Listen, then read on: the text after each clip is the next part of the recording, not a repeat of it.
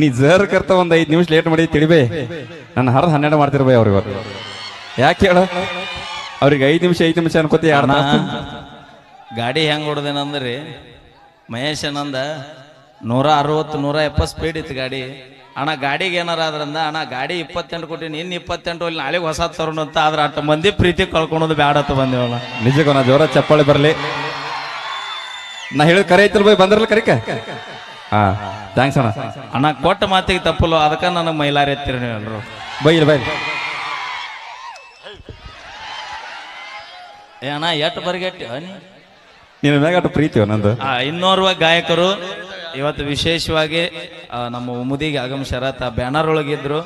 But ನಂದೊಂದು ವೈಯಕ್ತಿಕ personal problem. ನಾಳೆ ಬೆಳಗ್ಗೆ ಮತ್ತೆ ನಾ ರೀಚ್ ಆಗ್ಬೇಕಣ್ಣ. ಬೆಳಗ್ಗೆ ಮತ್ತೆ 9 ಗಂಟೆಗೆ ನಾ ಮತ್ತೆ ಎಲ್ಲಿರ್ಬೇಕು ಅಲ್ಲೇ ಇರ್ಬೇಕು. ಈ ಒಂದು ನನ್ನ ನೋವಿನೊಳಗೂ ಕೂಡ ನನ್ನ ಜೊತೆಯಾಗಿ ನಮ್ಮ ಮಹೇಶನ, ನಮ್ಮ ಪ್ರಶಾಂತ್